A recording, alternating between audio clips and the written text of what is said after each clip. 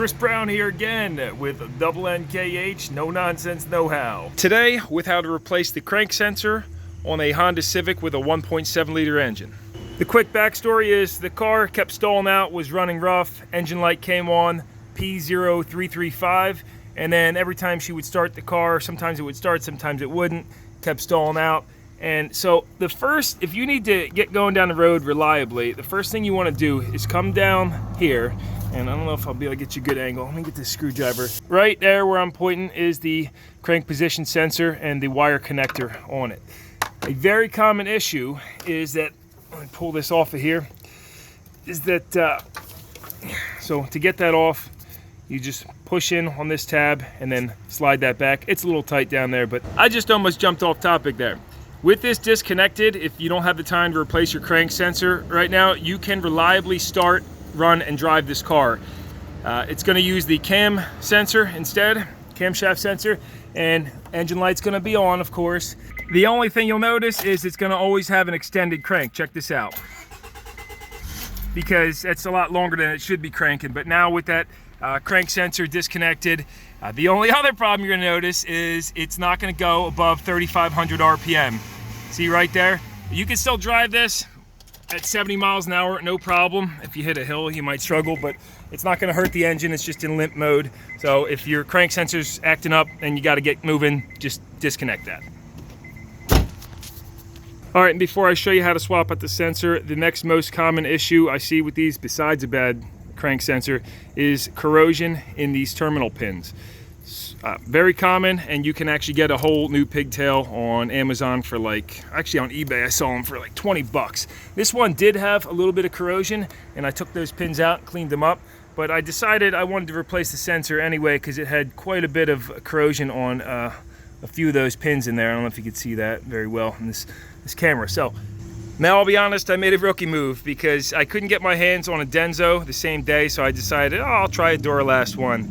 Made in China. I put it in and still having an issue with this, so I'm gonna say it's just this bad Chinese sensor. I just went ahead and got a Denso made in Japan. I'll put a link to this and everything I use down below. On Amazon, so check that out. But now that I got the OE Denso, let me give you some instructions on how to put that in there. Just an overview. Start under the hood with a 12mm ratcheting wrench and loosen this nut.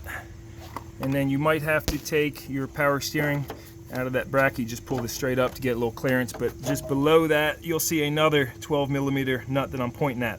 Loosen those each about 3 turns and then come up on here. Spray this with some rust penetrant first if it has any rust, but go ahead and loosen this wing bolt, we'll call it wing nut bolt.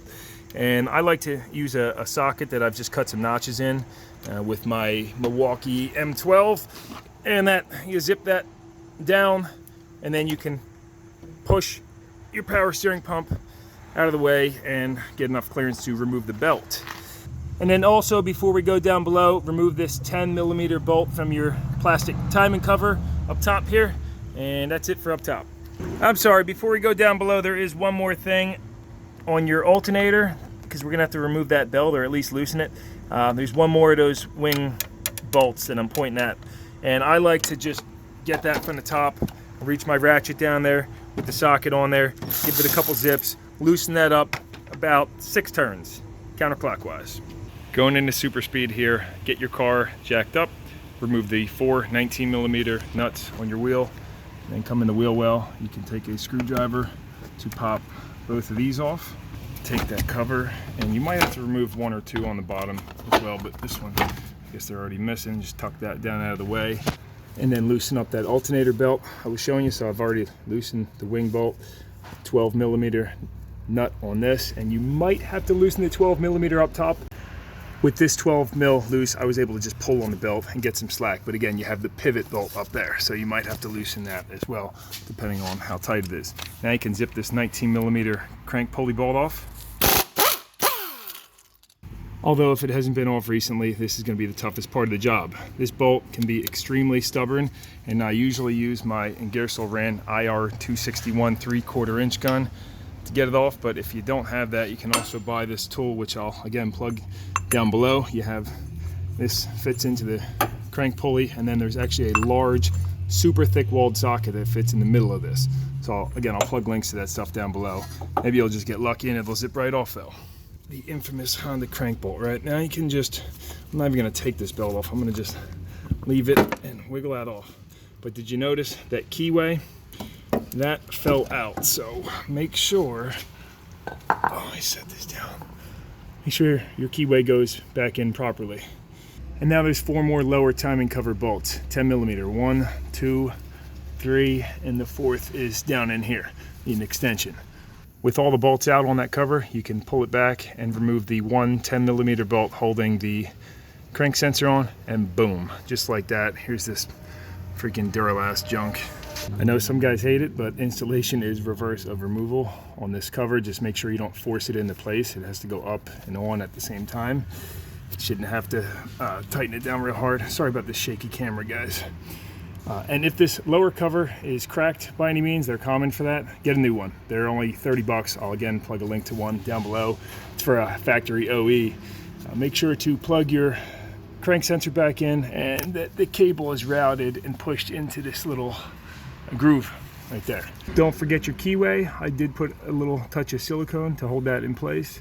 And now I'm gonna put my crank pulley back on and torque that down to, I'll try to find the value and either put it right here or down in the description. Yeah, let me get this wrapped up. With everything back on, belts tightened, and clear out this code and crossing my fingers that it starts now with the factory sensor. Erase in progress. Boom. Here we go. Oh yeah, boom, there you go. Fired right up, no engine light. With that Duralast sensor, it was cranking forever, stalling, and then the engine light just kept coming back on. I'll say that's a fix. Oh, and FYI, I did call the dealer for that crank sensor since nobody else had the Denso. They had it in stock, but it was $200. The Denso one on Amazon was only, I think, like 66 bucks next day. So, can't beat that. When the Honda sees a crank signal she likes, she's back to race mode and out of limp mode. Oh yeah, more power, baby. And that'll be a wrap. Moral of this video is do not use an aftermarket sensor on these Honda Civic 1.7 liters. There's some cars where you can use aftermarket crank sensors and there's many that you cannot. I apologize if I went too fast or didn't show you enough with putting it back together, but you can always hit rewind and check out the beginning if you want to see how things were oriented. Make sure to drop this video a thumbs up, comment, subscribe, check out one of my other videos because that helps me out big time. And until next time, this is Chris Brown here, No Nonsense Know How, and hopefully I'll see you in another one. See ya.